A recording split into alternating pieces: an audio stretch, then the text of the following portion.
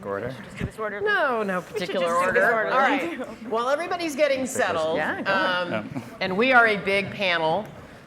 This is going to be the very best panel. We're going to be the greatest panel you've ever heard. And I mean that because I'm actually so excited about getting to engage this group of really dynamic, experienced leaders in helping me solve some of the problems I'm already facing running health and human services in California, but also trying to integrate what's going on within the existing system more broadly across other systems in California. And by that I mean there are health and human services, there is also a huge education system, there's a housing system, there's a transportation system, there is data and technology. One of the things you have to do when you move into a new administration is figure out how do these things all fit together? What is the horizontal systems integration work you can do when you're in one of these very fortunate positions? So what this panel doesn't know right now is they're about to get engaged with me in trying to solve some of these really sticky old problems that create an opportunity gap. Now, I know mostly you're going to be talking about achievement gap. Here in early childhood, we tend to talk about opportunity gaps, and there are huge reasons for why those occur. But today, given everybody's experience on this panel, we're going to focus more narrowly on things like affordability, facilities, workforce, curriculum, in whatever ways they've tried to tackle parts of this early childhood ecosystem in their roles, whether they're partnering to try to raise the quality of a big program like Head Start, such as Rebecca and Henry, and others are starting new solutions because they've been looking at this old problem for a long time through technology. And then really interesting stuff is going on with some of the partnerships that are occurring at the primary school and Wonder School to look at if I were to build a system without some of the baggage that comes with the old system, what would I learn? What is or isn't working when I try to do this on my own? So what we're going to do is try to build a conversation around my problems and my opportunities, but I'm using everyone here really in their expert role as advisor and through the lens of the work that they're doing in their current position, running the organization or company that they're currently running. With that, each of them are going to give you a really, really brief description of their experience, and we're going to dive right into solving some of these big problems. All right, so take it away. Yeah, I'm Tammy Kwan. I'm the co-founder and CEO of Cognitive Toy Box, and the challenge that we are tackling is assessment. What we've developed is a new model for early childhood assessment. It's research-backed and it enables teachers to do whole child development through touchscreen games.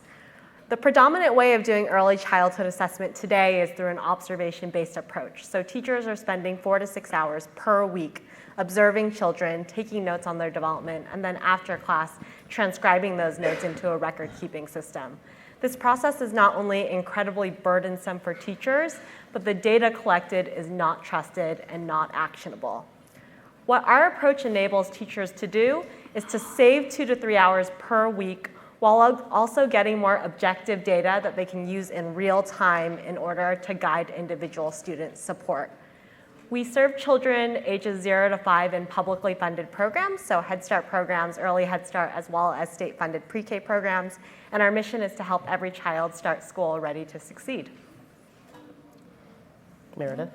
I'm Meredith Liu. I'm the co-founder of the Primary School, which is an effort to create and reinvent a comprehensive system of care to serve our highest need children. And so we are a small laboratory of what that system could look like without the constraints of a public system, but with an eye towards what replicability could look like. So the 3 things that we do that are really different from a traditional school are, 1, we start much earlier. We admit our children as close to birth as possible, knowing that that's the key time window.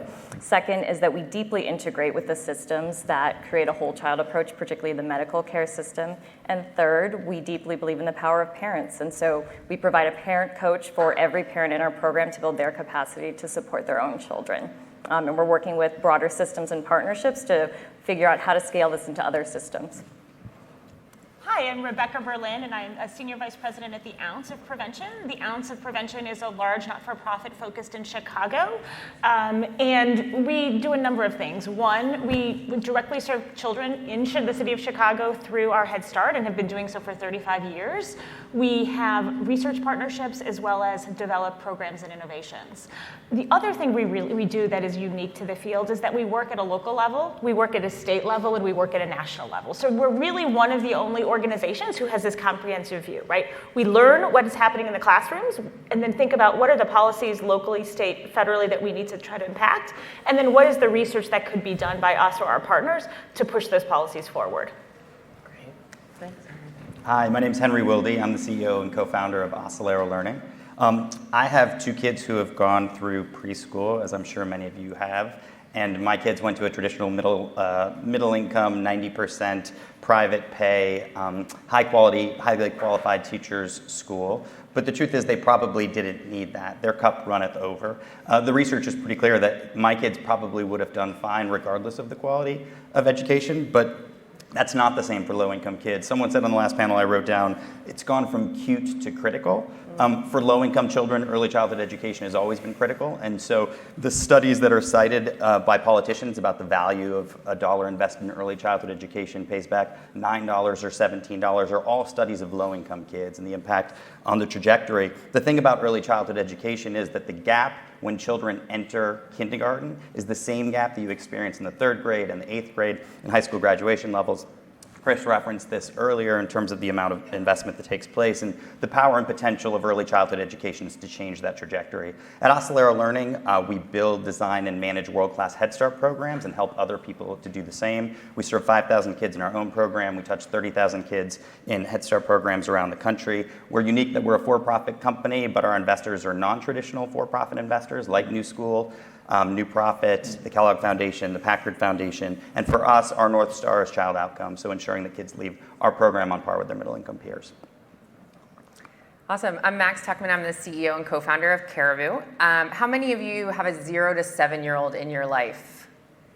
Awesome. And for those of you that raise your hand, how many of you are traveling for work, stay late at work, are divorced, are a grandparent, are an aunt or an uncle? I should see all hands. Yeah. Or military. Any military? Okay, that's fine. So Caribou, we're an education platform that helps you read and draw through an interactive shared screen video call. So while you're traveling for work or you're away or you're a grandparent who doesn't get to see the grandkids that often, you can still ensure that the toddlers in your life that you love are getting that 20 minutes of reading a day. And so we all know the research, the 30 million word gap. We all know that it's incredibly important for kids to constantly be in front of text, to be hearing words, to have phonemic awareness. But our lives are changing and the world is changing and we're separated by distance. And we're all trying to stay connected by smartphones and tablets, but it's not a really good experience. So Caribou brings all that together. We have hundreds of books in 7 different languages. We even have customers in 164 countries using Caribou. So people are recognizing that we don't have to give up the care and attention to our early needs of our kids just because our lives are crazy and hectic. Hello, everyone. My name is Chris Bennett, and I'm the CEO and one of the founders of Wonder School. Wonder School is a very personal company for me. My family's from Honduras, and I grew up in Miami, Florida. Woo. All right. And grew up with tons of cousins. We had potluck dinners. We had spent a lot of holidays together. And by the time I was in 3rd grade, I started to notice that I was on a different trajectory than them. And by the time I was in high school, it was completely different. And I had all of these options and my cousins didn't.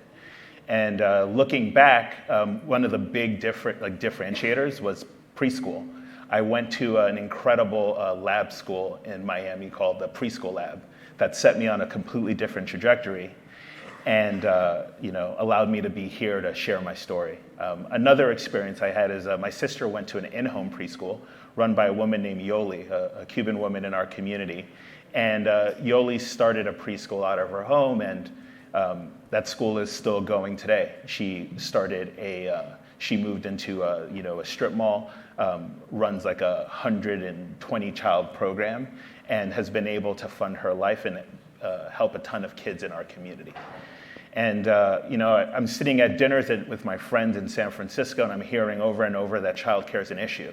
And if childcare is an issue for my friends in San Francisco, childcare must be a big issue for a lot of people. Turns out that that's actually the case, and there's this huge, as you probably know, childcare shortage all throughout the world. And it led me and my colleagues to start this organization, Wonder School. Wonder School is you can think of it as an incubator or a boot camp for individuals who want to start a preschool or daycare out of their home. It's a marketplace, and we make it easy for parents to find those programs. And it's a SaaS solution, so these individuals can operate high-quality programs out of their homes. Thank you. Great. So isn't this a great kitchen cabinet to help solve the problems of the United States of America? All right, so we're going to go in the same direction we just did. And what we're going to try to do here is figure out if you could scale what you're doing right now. And everybody here is doing something different. But I think fundamentally we share in common the sense that there's not enough supply to meet the demand. And it depends on which part of this ecosystem you've leaned in on. But we're going to start with you, and I want to hear you talk a little bit about if we could knock down some of the barriers or some of the places where there isn't enough support from either private or public investors in what you're doing, how you could take your idea to scale, and then what would that mean? So if you're focusing heavily on assessing children's readiness in school, or readiness for the next level, what would we do to help scale that?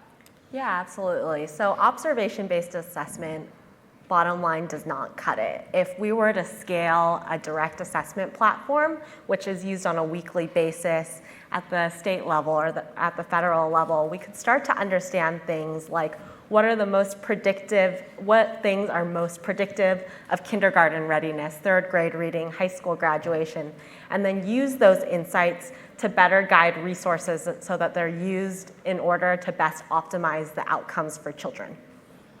All right, thank you. Meredith, you're in East Palo Alto, moments away from Palo Alto. Two very, very different parts of the Bay Area. You've been given this opportunity to test certain assumptions about learning, teaching, facilities, investment, master teachers. If you had the opportunity to scale up the primary school to serve more kids like the kids you're serving now, what barriers would you have to knock down to get there?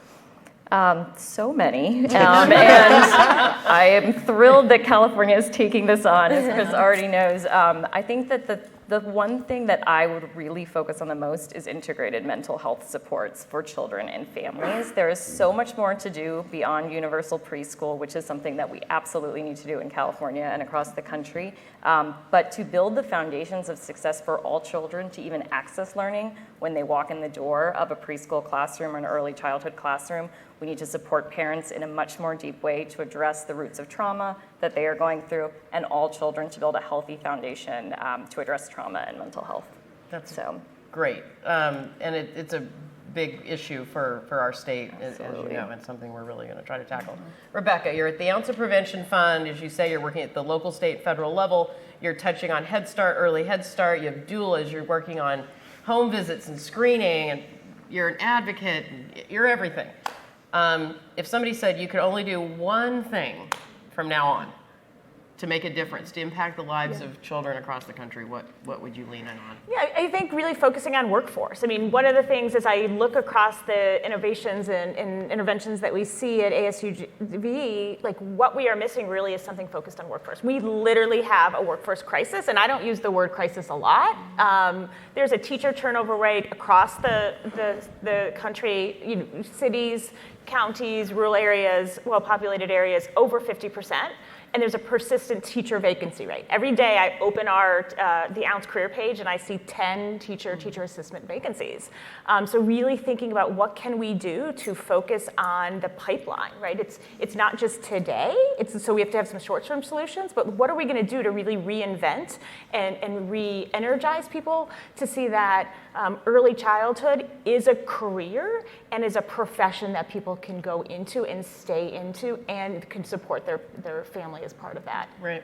I mean, if just listening to the first two panelists, the skill sets necessary to just do the two things you mentioned. Absolutely. Be sophisticated on mental health, understand assessment, manage a classroom, know what the curriculum is, know how to help the parents, help their the level of skill, the number of plates you're spinning. Yes, it is pretty big. It's unbelievable what we ask of our early childhood teachers, and what they make is about anywhere between $13 to $15 an hour, less than parking attendants, less than people who are walking dogs. Like literally, if you look at the data, and so, but we are asking them to develop the future of our country.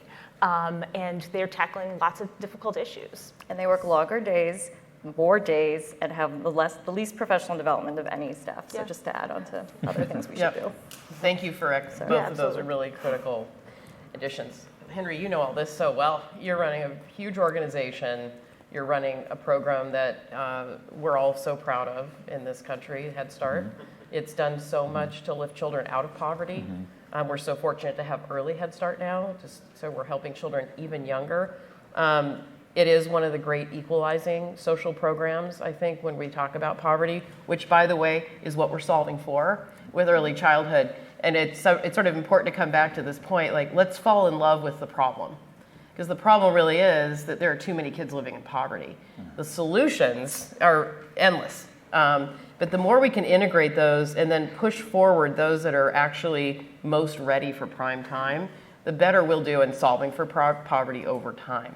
So since I know Head Start has been, really a premier program in that way, if you had to scale it yet more, or maybe something different. Yeah.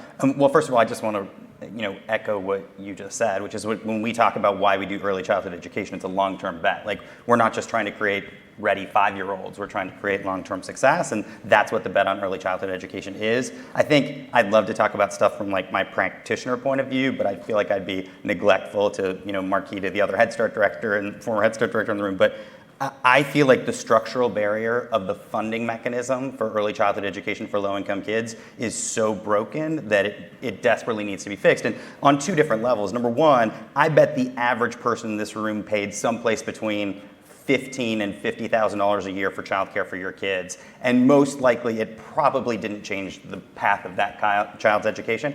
For low-income kids, that doesn't exist. Head Start's the best funded program. It's $8,000, $9,000, $10,000 a kid. In some states, you might get $3,000 if you're a low-income person to pay for childcare.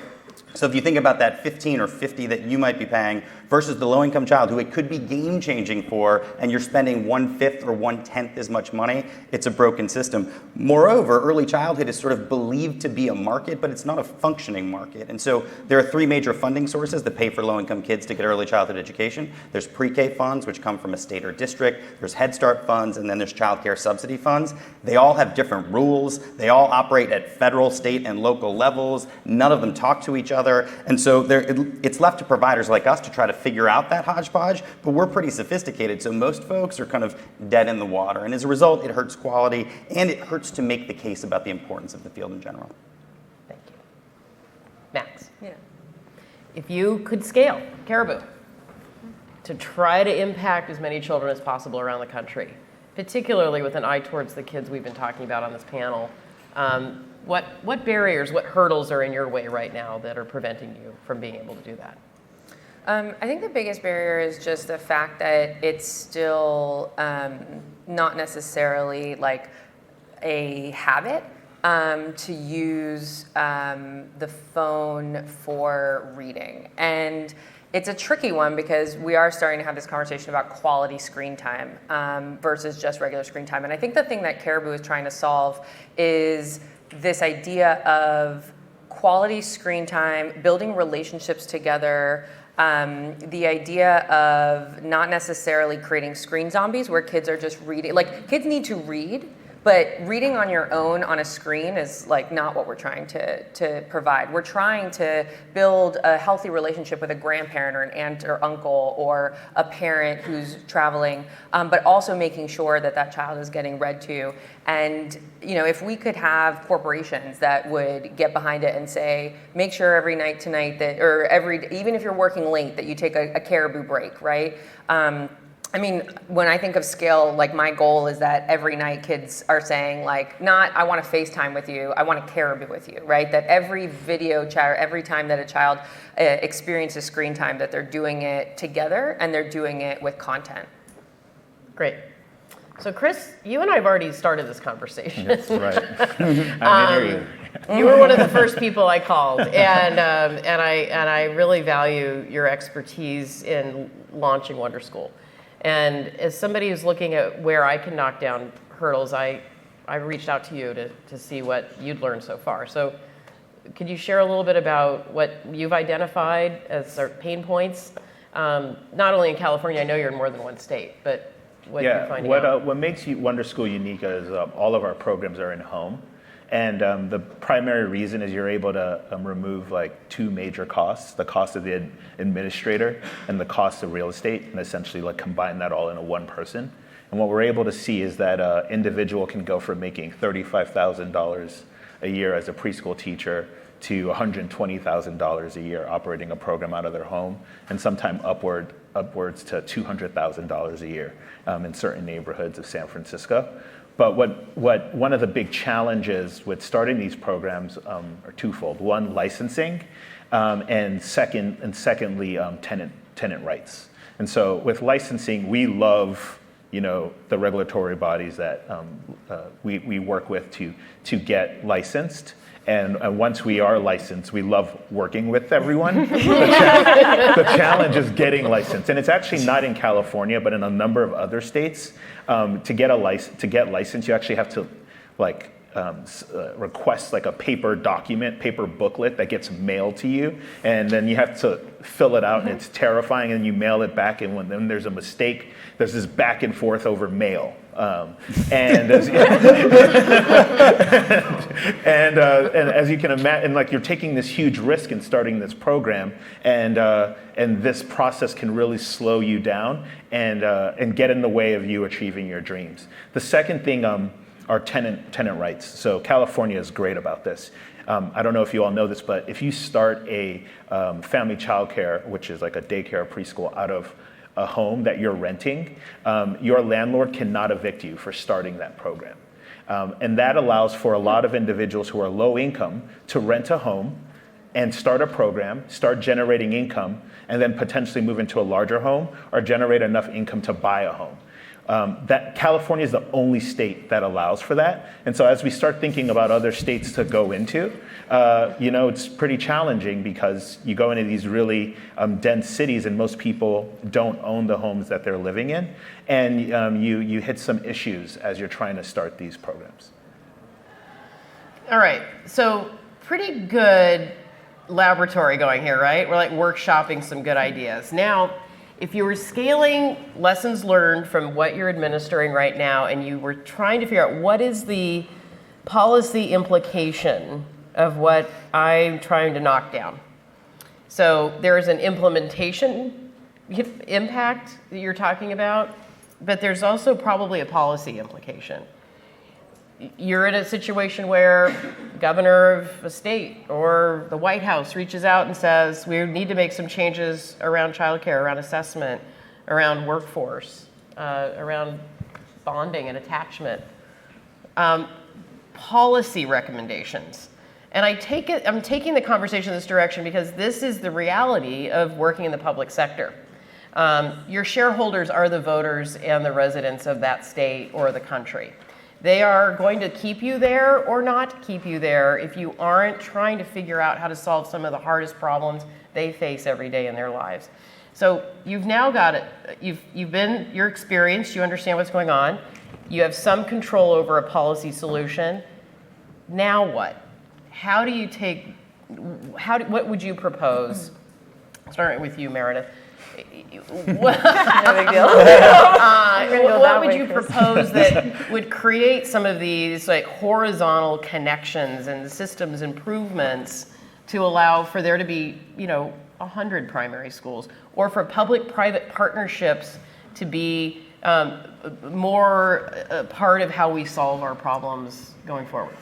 Yeah, I think that we need to see more integration across these systems, and we are we are catalyzing a lot of our work with philanthropy, but at the end of the day, it's a drop in the bucket compared to what's possible with public funding. If you look at Medicaid alone and what is possible with that, even the existing education funds, if we were able to pool them and actually think about the needs of a child instead of the needs of a bunch of adults in a bunch of different systems who have their own accountability or their own way of funding. And as Henry mentioned, just within early childhood, there's several. Then you add health, mental health, family services. And so I think that an integrated data system that allows us to share and understand the needs of every child, which I think is absolutely could be done by policy solutions. And then two, an integrated funding system so that we can actually pool funding around the needs of a child and a family at the right points in time through the right system. All right, so I'm going to go out of order, and since you brought up funding and how broken it is, and by the way, for those of you who aren't aware how flipped the funding is in K-12 versus birth to 5, there might only be 10% sort of federal funds in the K-12 system, whereas they make up almost 80% of dollars in the early childhood education system. So what happens in elections, what happens with Congress has a massive impact on the subsidized early childhood funding world. So policy solution to the broken funding system. I mean, there's obviously you need more money in the system to make it. If you're going to have a market, if you're going to have anything market-like, yes, so the pie is now bigger. Yeah, well, exactly. Otherwise, okay, so then, it's not going to be, there's going to be no one competing to serve low-income kids, and it's better when people are competing to serve low-income kids. I think that at the same time, I would say I believe in the role of government deeply because it's the only thing that's going to address this. And at the same time, I have the same problem Chris does, which is that we operate in 4 different states. We deal with 25 different government entities, and that's only in the early childhood space. That's not building zoning or plumbing or fire. We deal with them too. 25 is just the combination of subsidy and licensing and school districts, all of those things. There's got to be a way that you can earn out with quality, some flexibility. And I don't believe in block granting because I think it's dangerous. It gives people an excuse to stop putting money into important things like early childhood. But there's got to be some way that government entities can figure out how you can earn out with quality, more flexibility, because we spend a ton of time not thinking about the things that we think matter most because we're so focused on regulations, despite the fact that we're, the poster child for many of these government entities at the right moment. One more thing I would just say is that I think that in your role, since we're talking to you, I think that there's a massive gap in researchers and practitioners, and it always feels very one-sided to me, and that we love working with researchers, we work with them all the time, but it's always their research thing and trying to make sure it works for us, as opposed to having a mutual relationship where the researchers actually want to work with practitioners to improve practice and prove that, again, Marquita said this, but prove that it gets better outcomes for kids, which is the only thing we care about. In Wisconsin, where I'm from, we have something called the Wisconsin Idea. The expectation is that state universities are actually helping to develop practices that help government. So I would strongly encourage figuring out how with the higher education system you can actually make investments that help people like the primary school actually see what works so then it can be scaled. I don't know if this is true in all the 25 states you work in. I know in California you can, through a process of competition, end up on something that's like a master contractors list. I think there are ways that governments have figured out how to acknowledge long-standing high performance, and they are at the top of lists at times when they're competing for public dollars. West Ed's an example of that. Yeah. So we've talked about funding and data systems, but I want to come to you now because this is making me think about assessment a little bit, which is the data that's going into the system versus trying to pull information out of the system always. Most of us here are fascinated by what children know or don't know, and then what do we do about it? And I've heard so many presentations about, I had a child and so now I have an app and that app is going to help fill, it's going to sort of fill a void in our lives. I mean, this is like a legitimate gap that people are identifying and they're going out and solving these problems. But if you're really looking at all children and what they do or don't know and what they need to know, what policy change might we make around assessment that would be fair and protect privacy but still tell us more about kids Yeah, today? absolutely. Here in California, there's a mandated early childhood assessment tool, the DRDP, which is observation-based, and it's research-backed, and it's an amazing tool, but it is really onerous for teachers. And because it is an observation-based tool, there are all these things around data, reliability, and validity. And so to the extent that policymakers were open to innovating on the DRDP and working with new innovative solutions like ours in order to develop a better hybrid solution around the right mix of direct and observation-based assessment that could not only save teachers time but improve child outcomes is where I'd like to see it go. Fabulous. Thank you for that. All right, Max. So you were a good sport when I made the app comment, but in all reality, what I know you're trying to do is create high-quality experiences for children, primarily with caregivers, their parents, who are their first teacher, and are living in a really complicated, hectic world. And so you're trying to figure out a solution that allows the child to get as much educational time as they possibly can, whether it's a child care center or home.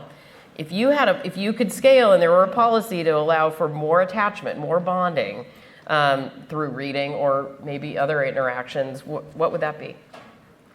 Well, I want to kind of go back to what you were talking about with the funding and the public. Like, that's why I'm actually not in that space, right? Like, I think, and we talked about this in the pre-call, is like, there's also space for us in the consumer side to also do good in early childhood. And I feel like it's starting. I've seen even panels here at ASU GSV about this idea of how do we again arm parents and caregivers and grandparents with the technology that can make them the better first teacher of that child. And I felt like, I come from the nonprofit world and from the government world, and I felt like I left because I felt like there were a lot of adults fighting with adults about what was best for adults. And I was like, no, I'm gonna go straight to the child, I'm gonna go straight to the caregivers, and if they love what I'm doing and they believe in what I'm doing, they're gonna pay me. And if they don't, then I didn't do it right. But I'm not gonna go through a bureaucratic process, I'm not gonna go through nepotistic practices, I'm not gonna go through one-year contracts, I'm not gonna go through all of the barriers and the impediments that we put in front of people who are trying to do great things for kids, and it never reaches those kids. And that's the thing that really frustrates me. And I think if we could get rid of those things, everyone could scale and we could meet the needs of children where they are. Yep. And that's, as somebody who's spent most of their career in the public sector, I'm glad for what goes on outside of the public sector because there is a nimble, opportunistic, highly responsive, rapid iteration that you can do, we can't do. I mean, we're driving the bus, literally, and you're on a jump bike, We're like on a Lime scooter. We're like scooter. You're on one of those unicycle motorized things, and we are not. And so I think what, I didn't do in advance of this panel, but I think probably somebody could, is how many of these incredible innovations have popped up over 50 years that now we take for granted as being a part of our existing system, but at some point they were not. So I think it's really exciting to know you're out there and you have the same goal we do, but you're just using a different path.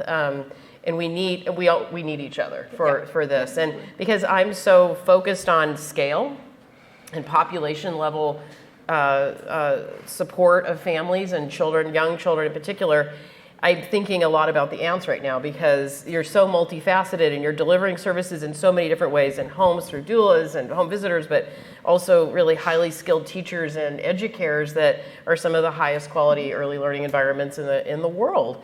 And what I wonder when you look at all of that and you think, if I could just make one policy change to get something we've learned over these past 20 or 30 years, what would that be? I mean, even bigger than policy change to kind of almost how you started, it's the silo, right? When I think about the ounce, at its core is about improving the lives of kids and families in poverty, birth, or even prenatal through 5 years old, right? If you think about the different systems, as you talked about, that to impact those families and those kids, there's multiple. And so when we think about doing work, okay, if I'm gonna work on the doula program or the home visiting program, I have to go to this division of HHS, right? If I'm gonna work on the child care program, I'm gonna go to this part of either the Governor's Office of Early Childhood or the education program. And so really, some of the work that actually Jenna Conway did in Louisiana to begin to break down those silos, right? And so how do we begin to think about it not as a pre-K system, not as a home visiting system, not as a workforce system, but as a one integrated early childhood system, right? And then to begin to bring those people together at a table in conference rooms so that they understand it, and then to begin to say, okay, what are the conflicting policies? What are the multiple regulations? What are the rules that are different and impeding us, the three of us working together, if we're trying to do mental health, if we're trying to do assessment, we're trying to do workforce development. Yep. So you bring up, and we're going to end with Chris, but I think you bring up an important point about the public system, which is there are at least 3 branches that we can use, to levers we can pull. And there are cases where an administrative branch or executive branch can make changes to how it's structured. Yeah. And that could address, in a more downstream way, how funding flows, how data is captured, how we're reviewing it, how we're deciding what future priorities are. So I think what's exciting about, different people coming into leadership positions is they can reorganize their branch of government in a way that might reflect some of what you've been learning in your work. So Chris, policy implications for scaling family child care, but early education that I know is going on in those homes with those providers, that would, take us all to a different place than we're in right now. Yeah, I just keep thinking about data systems again, and the idea of computers being able to talk to computers instead of us having to write out a